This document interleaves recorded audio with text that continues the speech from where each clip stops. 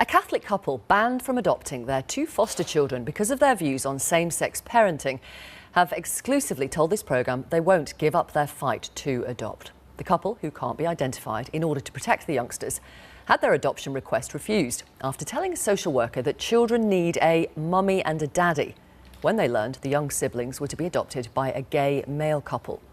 The council said their beliefs could be, quote, detrimental to the future of the children. The couple are appealing against the decision and are meeting the council today. In their first TV interview, I spoke to them about their fight. We're not using their real names. These 2 children have been with us from early this year, and we're really attached to them. They're attached to us. They fitted into our family very naturally, and it was like they've been with us from the very beginning. We have other children who are very happy having them here with us as well. We never treat them differently to our own children. They were always treated like the others. It's lots of joy. It's lots of fun. Because he's very energetic and a happy boy. Well, you feel young, don't you?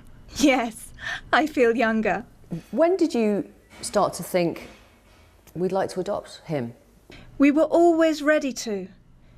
We see them in our house forever, in our family. Our hearts are not full. So if you have a child, your love grows with that child. If you see them, they're happy in a loving, stable family, so you think this is what they're looking for. Maybe they should stay forever. And before you were able to foster, presumably the authorities were clear that you were religious people, you'd been open about your beliefs. Well, we never hid it. No, we never hid it. Before we started our process of becoming a foster family, we made it clear that we are people who go to church. We've got Christian values. We made this very clear from the very beginning. So the authorities knew who we are, what we are, and what kind of environment it is. Tell me about the conversation with the social worker then, when he said they'd found a prospective couple who could adopt the 2 little ones. He said that, and we thought that's the time the children won't be with us anymore, and they're going. And when we asked where, he said it will be to a same-sex couple. There will be 2 men. And I said, how come? The children are waiting for a mum and dad, especially the older one, who was already told by social workers that they would have a mummy and daddy.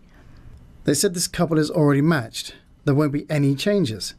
Someone who's decided about the future of their children has never seen them. We were shocked. I said, this has got to be a joke. Was it the prospect of them leaving you, which was the shock, or was it the prospect of them leaving you to go and live with a gay couple and be adopted by a gay couple that was the shock? It's the first thing. It's about them leaving us, and finding out about the couple was something additional. We know there is a British law that same-sex couples can adopt children. They have the same rights as heterosexual couples. We knew that. But seeing our children, especially the girl, I can't imagine her being under the care of 2 men. Why not? Because I believe the best form of parenting is a mum and dad. That's what we believe. They're going somewhere where they may suffer something. We want to protect them from it. What was it, Claire, that you thought they might suffer from if they were looked after by 2 men? Not because there are 2 men. It's because they don't know them. There is no mummy around. No mum who knows them. No one who knows their behaviours, their routines. So, at that point, you said, we really want to adopt these children. We don't want them to go elsewhere. We love these children. They're part of our family. We really want to adopt them. What happened after that? We put forward our application to adopt both children, and after 2 weeks we received information from the local authorities that our opinions shared during the conversation might be detrimental to the future of the children.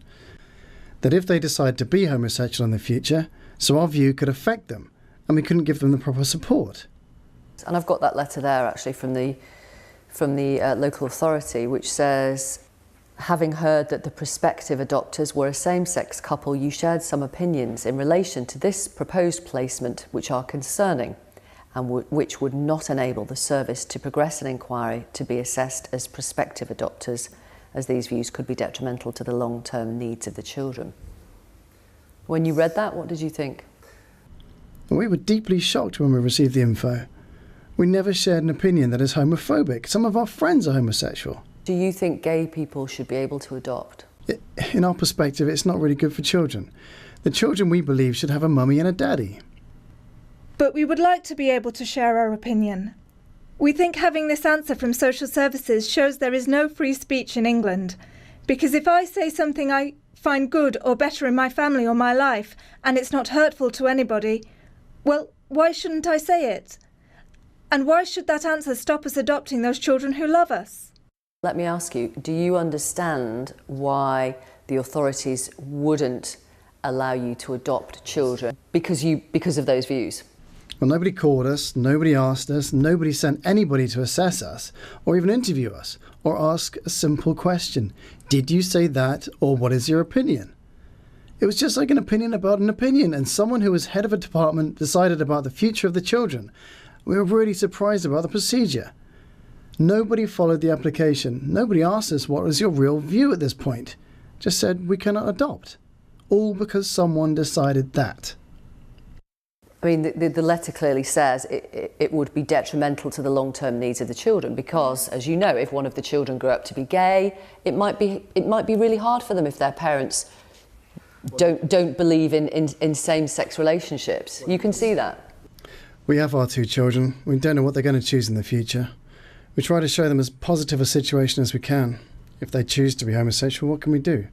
We can love them. We have to love them. And we will love them. It doesn't matter what they choose in the future. But this is painful for us as well because they're blaming us for something we haven't done, and they are trying to protect children from something that will probably never happen. They're not looking out for their best interests now or for their future. They are happy now and they feel safe, and we love them forever. They could have a lovely, stable family forever with us. How do you feel you've been treated by the authorities? That is a kind of hypocrisy, as they knew we are Christian and what our values were, and they never questioned them when we fostered them. Then they ask us to say or accept something we will never accept.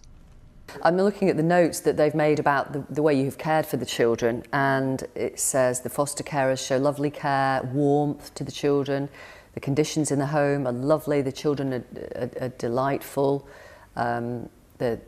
the children have been welcomed into your home and it's a credit to you. Affection, attentive, receptive, a great modelling of appropriate behaviour, and it goes on and on. So you know, according to them, you've done an absolutely brilliant job of fostering them. As you're saying, we have very positive feedback from all the authorities and all the people in the network, and suddenly we're treated as being detrimental. Using the word detrimental is very unjust. What do you want to happen now? We formally appealed against this decision and we're waiting for a formal meeting with the head of department. And by that you mean you want the two children not to go to the same-sex couple, and you want to be allowed to adopt them? We believe they will let us adopt the children. That's what we're waiting for. We want to see the children happy with us because we believe this is in the best interests of the children. There is one other issue, which is, I think, that according to them, your house is not big enough to adopt. You can foster these children, but in order to adopt them, you would have to extend your home. The house is big enough for a while, say, I don't know, a couple of months, but we're making arrangements because we own another property somewhere else, and it was like our savings. But we decided to sell it now in order to extend our house to make it more comfortable. If you're not successful in this review process, how would you feel about these children not being part of your family anymore? We won't give up because we think this is what the children want. We think this is the right way. We don't think social services are looking after the best interests of the children at the moment. But if you don't win? We will appeal again and again.